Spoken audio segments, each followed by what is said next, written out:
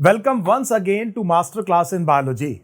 We are continuing with our series on the most valuable question, the MVQs, and the topic that we are going to discuss today is the chapter Transport in Plant, a very important chapter from your Plant Physiology Unit 4, Class 11th.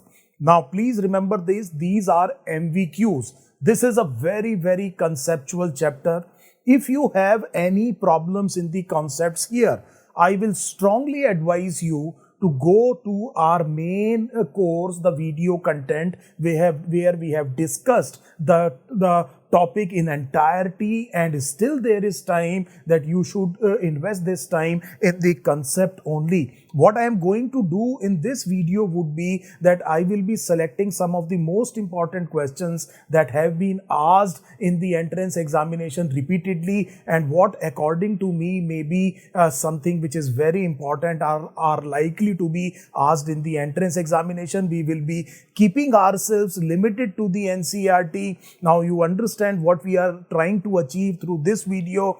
Again, there will be a request that if you have any conceptual clarity here, there are some very important concepts. It is the time that you should invest some time in getting the concepts correct. Again, we invite you to see the complete video on the chapters that we have done, and that would be a very good strategy. So let me begin with the first of the most valuable questions. So first of the most valuable questions would be on the comparison between the different modes of transport, namely diffusion, the facilitated diffusion, and active transport. So there is a table given in the NCERT. This is where they very frequently ask the question, and this is first of our MVQs. Now, what are the possible questions? Number one, what are the factors on which diffusion depends? So the answer would be a gradient. There has to be a gradient. There has to be a difference in the pressure. There should be the permeability of the membrane, the diffusibility, the lipid solubility is very important. And obviously the size of particle, distance and temperature also play an important role. Diffusion in solids is more possible than diffusion of solids. It's a slow transport, only mean of transport of gaseous transport in plants. Please remember, plants do not have an organized circulatory system. This would be one of the questions from this MVQ that they are going to ask. The second thing is that you must compare them. Which of them are uphill, which is downhill? So we know that this is uphill transport. These are all downhill transport. I hope you know what exactly does it mean. Now, which means that this is the only thing where the things are going against the concentration gradient. It will require an input of chemical energy, and it will come from ATP. So this is the comparison. And then in both facilitated diffusion and active transport carrier proteins will be involved. Hence, they will be specific, and there would be a transport maximum. It can be saturated. That will be seen in both facilitated diffusion and active transport. Obviously, you can achieve inhibition as well. So I hope these things are very clear to you. So this is the first of the MVQ where you are asked to compare between the three modes of the transport, and coupled with this. Now please remember, the transport carriers in the case of facilitated diffusion do not establish the concentration gradient. It has to be present beforehand. And third, there are some water channels made up of aquaporins, and that explains why the osmosis or the diffusion of water across the semi-permeable membrane is much faster than what actually we normally believe. So depending on the size of the water molecule, we expect that this should be the rate of the transport or the osmosis of the transport across a semi-permeable membrane, but it is found to be much higher. And then the scientists actually tried to see that what exactly is causing this, and they came to know about the water channels. So these are the questions. This is the first of the MVQ. Look at your NCERT, try to compare these modes of transmission and the transport, and these are the questions that can be asked. The second most valuable question would be about the concept of water potential. Again, I will advise you that if you have a problem here, and this is some very important concepts here, so I will strongly advise you to go for the complete concept. Still you have time. So what are the possible questions? So what is water potential? Your NCERT talks about kinetic energy. I am talking about potential energy. You can define them either way. So it is the potential of the water to actually perform work, and water moves from higher water potential to lower water potential in a solution. If there are more water molecules than the other solution, then the water will move from its higher potential to its lower potential. In class 10th, we know that there are two solutions. One is hypotonic, other is hypertonic. The hypotonic, if they are separated by a semi-permeable membrane, then we know that the hypotonic solution will have higher water potential than the hypertonic solution, and water will move from hypotonic to hypertonic. This is the net direction we are talking about, which means at equilibrium there will be equal transport from either side and the net transport will become zero. I hope this thing is now absolutely clear. There is a diagram given in your NCERT, the beaker. There are some in-text questions. Now you will be able to do those questions very, very easily. Now, the thing to remember would be that this water potential, which is psi W, is given by the equation psi S plus psi P. Now, please remember, pure water doesn't have any solute, will have a psi S of 0. And it is not under any pressure. Then it has the pressure potential, which is actually 0. And therefore, pure water, it doesn't have any solute and is not subjected to any pressure. It is, say for example, in an open container, and therefore you will see that this type of water will have a 0 water potential, and any solution, when you compare it with the water, will have a negative water potential. So it will be less than 0. And please remember about the solute potential. This is also sometimes called as the osmotic potential. So when you add solute to water, you actually lower the water potential, because this has a negative value and it becomes lower and lower, which means more negative. The result would be that the water potential will become more and more lower or negative, which means again, if this type of solution is surrounded by pure water, water will enter into the compartment where this solution is actually present. So this is a very, very, very important concept. I hope this thing is now absolutely clear. Now let us talk about the pressure potential. So when the water enters into the cell, this pressure potential will be developing. And please remember, I am telling you three terms here. One is, what exactly is a flaccid cell? So a plant cell has cell wall. This is the cell membrane. You know what is protoplast. Obviously, the water will be present in the cytoplasm and the vacuole as well. Do remember a vacuole that is present in the plant cell. In some plant cells, it may occupy around 90% of the volume of the plant cell. And now please remember that this is full of water, but the protoplast is not exerting any pressure on the cell wall. We will say that this cell is flaccid. And in this flaccid cell, the psi P will be equal to 0, and therefore psi W will be equal to psi S. So now it depends how much solute is present, and if psi P is 0, then you can easily understand that the water potential will be equal to the solute potential. I hope these things are now getting absolutely clear. Now, if the water enters into the cell, the pressure potential is going to increase, and what is going to happen is that this protoplast will start exerting pressure on the wall, and the cell will actually become what is called as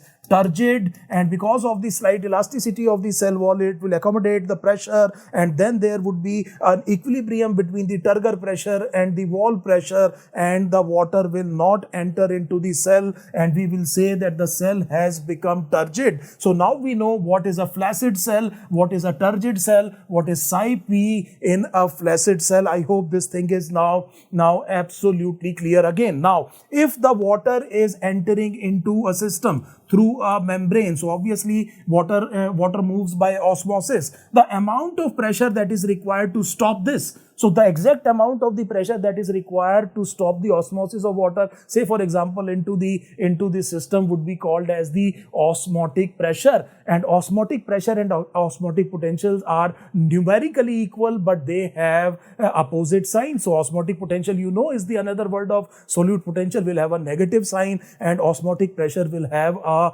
positive sign. Another question would be that this pressure potential can be both positive as well as negative, and Normally it should be positive, and in negative conditions this would be seen in the xylem transport in plant, and is very important in the transport of water in the plant. This becomes a very, very important question, that where in plant can you have a negative pressure potential. These are some important questions. Again, I am telling you, if you are having any problem at all, please look at the complete video. Now I hope you understand what are the various relationships here. Now if you keep a flaccid cell, say for example in a hypertonic solution, so that means this is the cell and this is the plant cell and it is flaccid, and you are keeping it in a hypertonic solution where you can understand there is more solute, it is more concentrated, and therefore has a lower water potential than that is present inside the cell.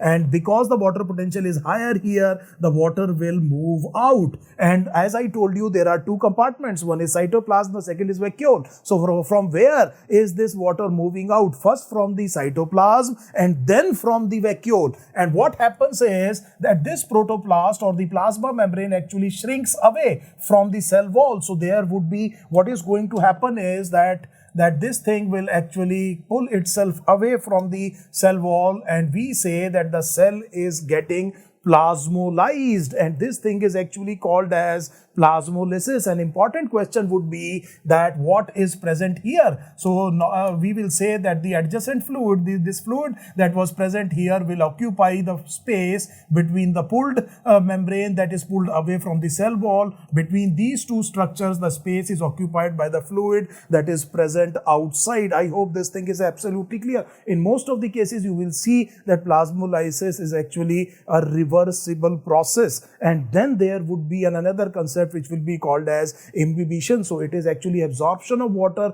by colloids, and they, with the help of this absorption of water, they swell and their volume is increased. And your NCERT talks about the coming out of the seedling from the soil that is dependent on the imbibition. So virtually it has very, very little water, and there is adsorption. For that to happen, there has to be an affinity between the surface and the liquid that is to be imbibed. Obviously there has to be a pressure difference as well, because it is a very special type of diffusion imbibition. So this is a very, very important question. Now you know about plasmolysis, you know about imbibition. So this is MVQ number 2 from your NCERT. This is the concept of water potential. I have included the plasmolysis and imbibition, and we have done around 10 to 15 questions that can be asked. Again, I am asking you, if this thing is having any problem, if you are having any problem here, then please go for the complete thing. Now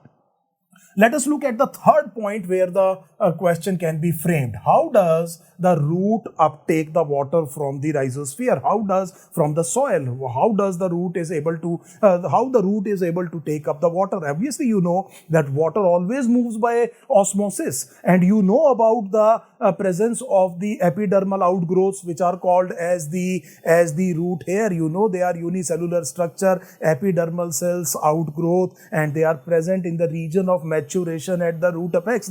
All these questions should come to your mind, and they increase the absorptive surface area, a large amount of absorptive surface area. And you also know there is another question that actually appears later, but it will be prudent if we do it right now, that vascular plants have an association with a fungi, a mutualistic symbiotic relationship with fungi. These fungi are called as mycorrhizae, and these mycorrhizae increases the surface area, and obviously the water availability and the mineral uptake will be facilitated because of their association with mycorrhizae. And we know that pinus seed cannot germinate without the presence of the mycorrhizae. Their relationship is obligatory. This is one of the very, very important questions, very frequently asked in the entrance examination. Now at the root, it is taken up by the epidermal cell, and we say that the water molecule will be entering through osmosis. We will look at it very closely again. And then what happens is that there are two types of pathway.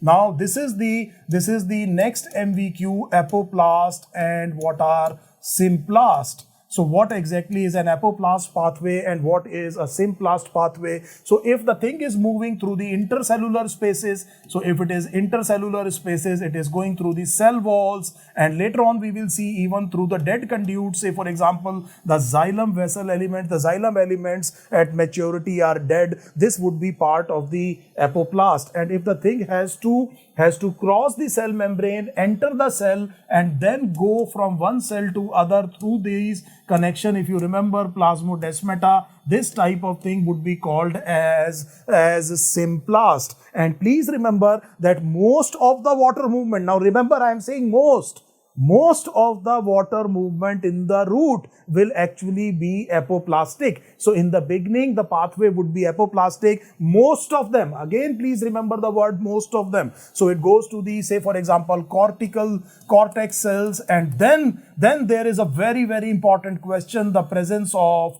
the endodermis. And now you know the anatomy of the root, and there is a suberized strip present in certain walls of endodermis. So you know what exactly is suberin. So water will not be able to cross these strip, and therefore will have to enter into the cytoplasm, and then through the plasmodesmata will go to the pericycle cell, and from there actually it will be taken up by the xylem, and because at maturity they will be actually dead and they will be part of the apoplast, then the transpiration or the bulk transport or translocation is actually happening via the apoplast. I hope this thing is now absolutely clear. This is how water moves in the root, then what happens at the endodermis, and then ultimately what happens at the xylem. So ultimately in the root, the water transport will become some symplastic. In the beginning, it is mostly by apoplast, and then ultimately it has to become symplast because of the presence of the Casparian strips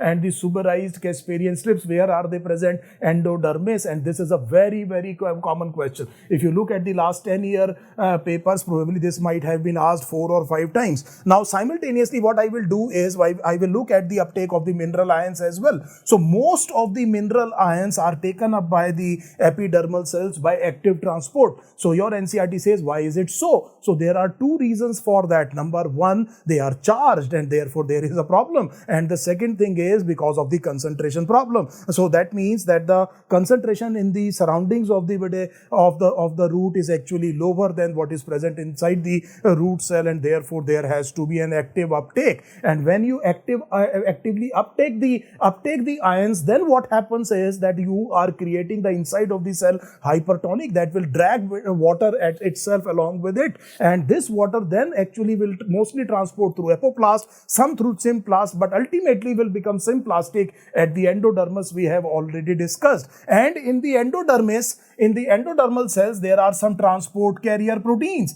and these transport carrier proteins, if you read the NCERT carefully, are similar to the transport proteins that are present in the other cells as well, and they become the control point, the checkpoint where actually the plant will decide what enters into the vascular system and what doesn't. So they are very, very selective, and it is at this point the transport proteins present in the membrane of the endodermal cells which act as the control or the checkpoint where the plant will actually decide what will enter into the vessels and what does not enter into the vessel. So this is a very, very important MVQ. I hope you can understand what are the possible questions that can be asked here. We have already seen the mineral uptake as well, and we are looking at the water transport. Now, the next question would be about some important, because this water has to be transported, so there must be a continuity between the water molecules, because by now we know that there is a pull. So there is a pull. How does the water moves actually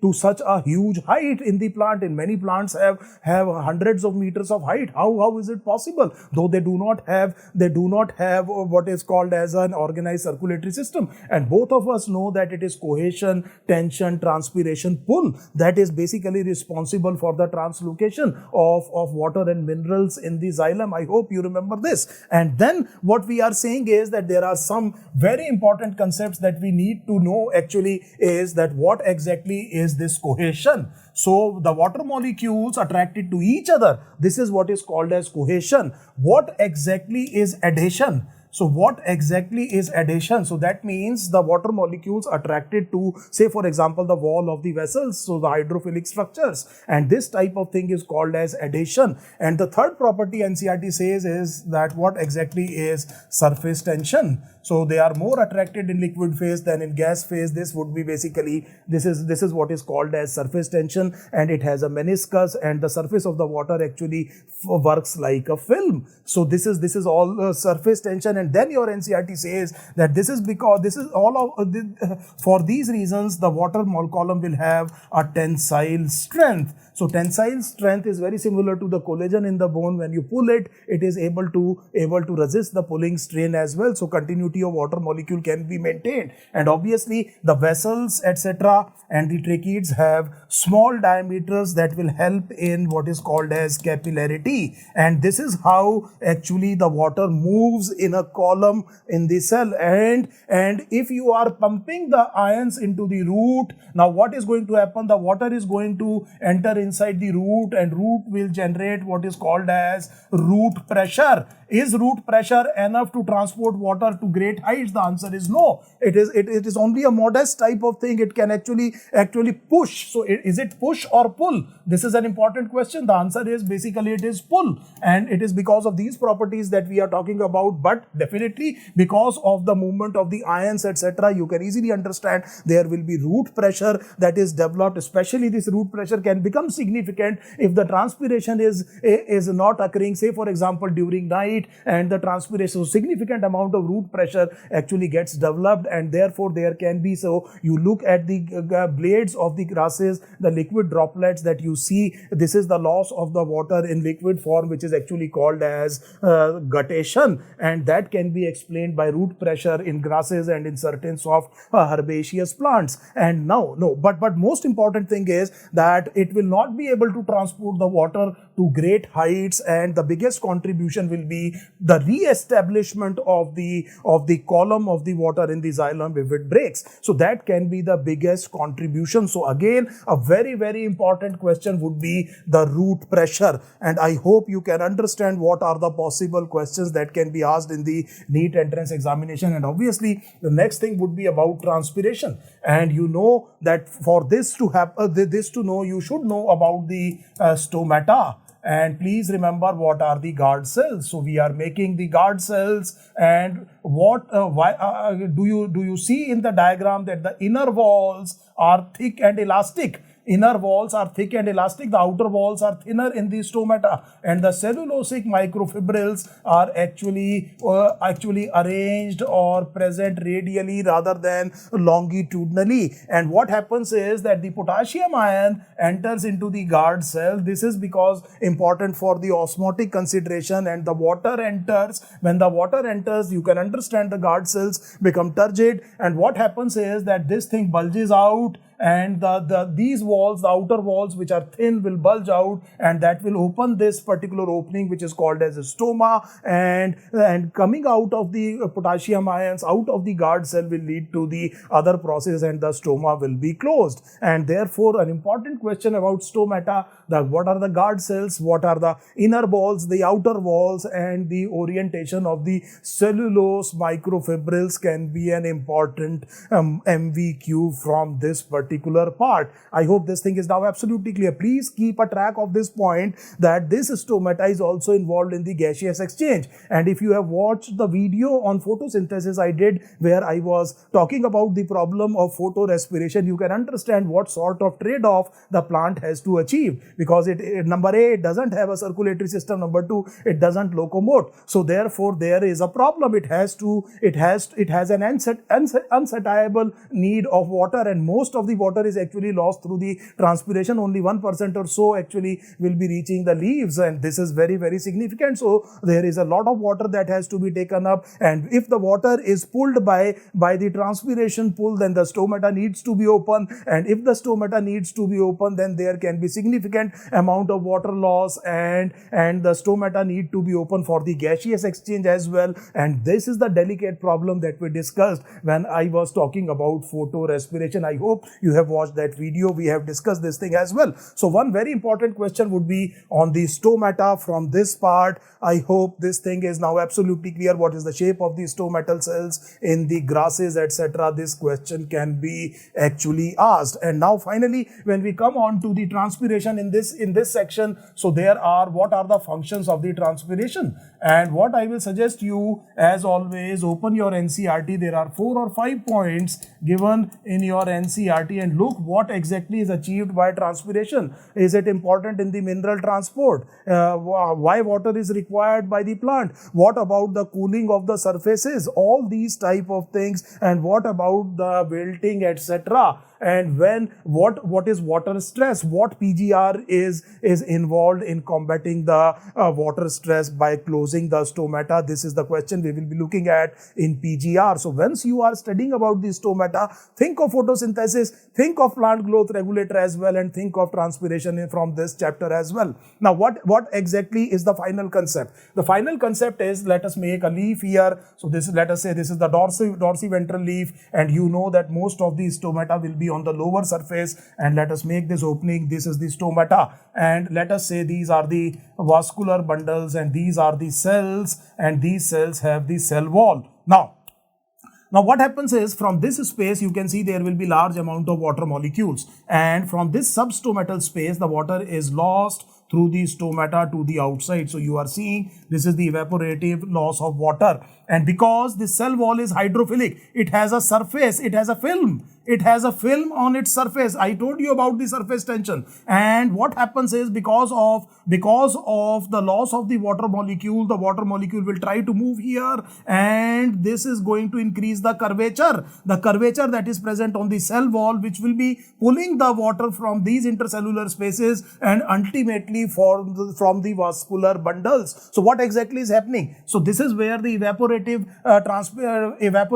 water loss is happening from this substomatal space. This is a space, and from here, and this is replaced by the water that is present along the cell wall of the mesophyll cells, and obviously this will create a surface tension. As you know that it will become more curved, and it will pull water one by one from these intercellular space and then from the xylem elements. So I hope this thing is now absolutely clear. This is how actually transpiration takes place. This is how cohesion, adhesion, surface tension, capillarity, tensile strength actually work. I hope this thing, there is a diagram given in NCERT, and you should be able to now understand what exactly is happening here. Where would be the lowest water potential? So they can ask you if water moves from higher water potential to lower water potential. So you are looking at the leaf, you are looking at the mesophyll cell, you are looking at this space, you are looking at the atmosphere, and immediately you can understand this place has to have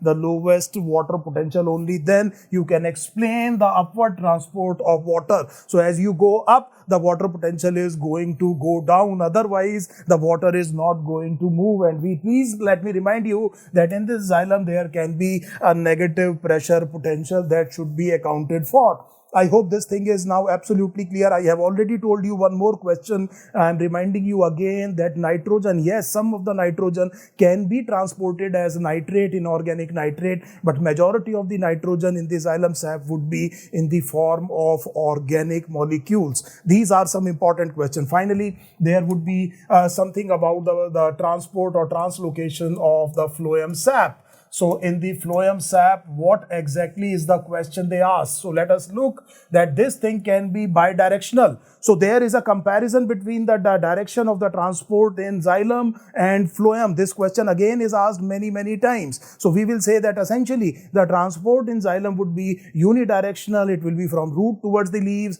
and you will see that this can be bidirectional in the case of phloem. And what is this bidirectionality? It is from source to sink. So source is the place where there is an excess of carbohydrate. Either it is because of the production during photosynthesis, or it may be a storage organ, and sink is the place where normally it is a growing organ, requires energy, and this sugar is translocated or transported through the xylem vascular bundle. So there is a relationship between what is called as source and sink. And as I told you that the definition of the source and sink can be reversed depending on the growing season. So there is a lot of photosynthesis taking place, and from the leaf it is going to, say for example, a storage organ. It may be a root that is modified for the storage, that becomes the sink. And when the photosynthesis comes down, there is adverse condition. This can be mobilized from the storage root to the other part, then it becomes the source. So it is always from source to sink. And there is a mass flow hypothesis, which means that, let us say that this is the cell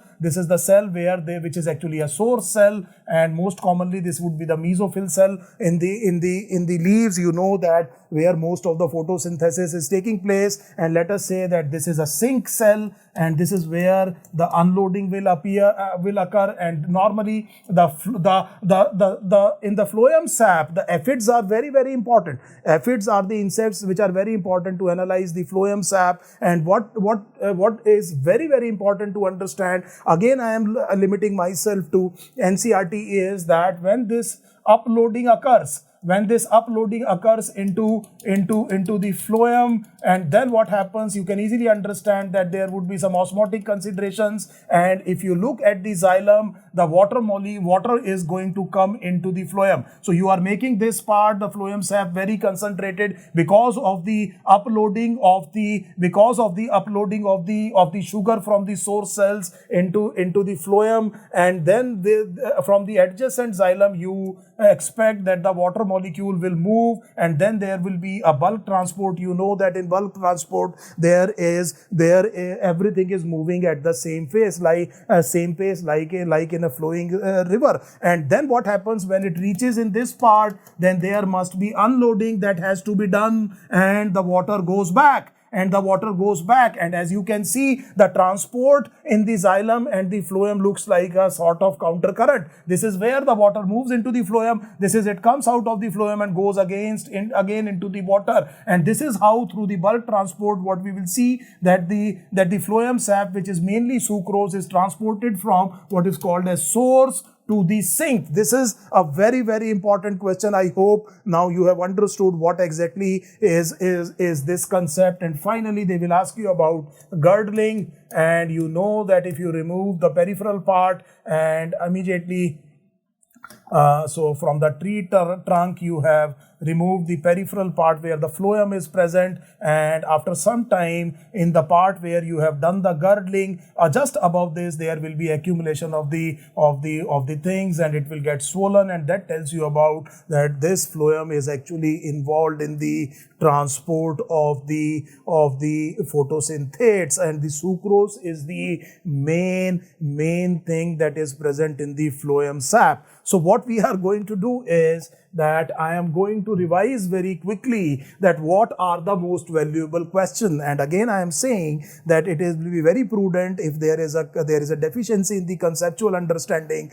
Still there is time to go for the entire course. Number one, we have to know about diffusion, facilitated diffusion, active transport, comparison and contrast. What is symport, what is antiport. So two things being transported by the same transport protein in the same direction would be symport. And think of, say for example, animal physiology, human physiology, the transport of sodium and potassium by the sodium-potassium pump. The two things were transported by the same pump but in opposite direction. That thing would be called as an antiport. If only single thing is going, then it will be called as uniport. We know about GLUT4 from human physiology. That was the insulin-sensitive glucose transporter. So lot of things we have already discussed. So this is what about the aquaporins, the water channel? What does it explain? So these all questions that I have discussed become very, very important, and this is where the question will be actually asked. And then this concept, the water potential, what exactly is meant by it?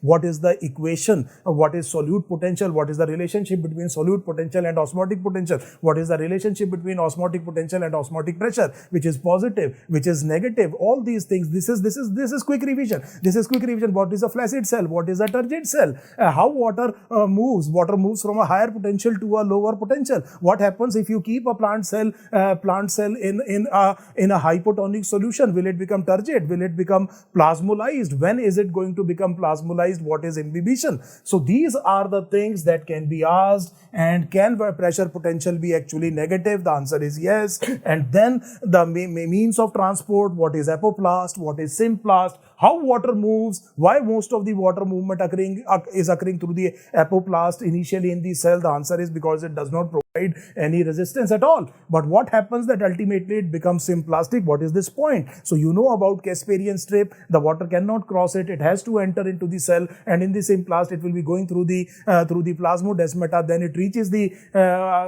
vascular bundle, and then because at maturity they are dead, these conduits also become a part of apoplast. What is the mechanism of uptake of the mineral transport? Why most of the mineral transports will be actually taken up actively? How do they contribute to the root pressure? What are the situations where some significant amount of root pressure can be formed? And then what is the biggest contribution of root pressure? What exactly is guttation? Please try to remember what is Hydathodes as well. Now this is root pressure, and then we talked about the various properties: cohesion, adhesion, surface tension, tensile strength, capillarity. I told you the meaning of all of them. This is very, very important conceptual clarity. Obviously, the structure of the stomata, the inner wall, the outer wall, the orientation of the cellulose, microfibril, and the role of the potassium ion in opening and closing of the stomata, and then finally this dynamics. What is happening here? What is happening at the cell wall of the mesophyll cell? So what is happening here? And this is something very important. It pulls actually water molecule one by one. And then where would you find the least negative water potential in a plant? And then about the phloem, the difference between the transport in phloem and xylem. I am talking about the directionality. What is the main thing that is present in the sap, in the phloem sap, and what happens? What is source? What is sink? How do you define source and sink depending on the environmental conditions and the seasons of the growth? What is bulk transport? Then it is source to sink. What is the role of water that is present in the xylem? The mass flow hypothesis. And finally, the girdling experiment proves that it is phloem that is actually translocating or transporting the end products of the photosynthesis, which are normally glucose, G3P, glucose, and then sucrose, which is transported into the phloem, and then they are synthesized into the starch, which is actually stored by the plant cells. So these are the important questions that we feel that are important for the formation of the questions in your NEET entrance examination. And finally, once more, probably fourth or fifth time, I am saying this is something very, very conceptual. If you have a problem, especially with water potential section, please go through the complete video. I hope this helps. Thank you so much.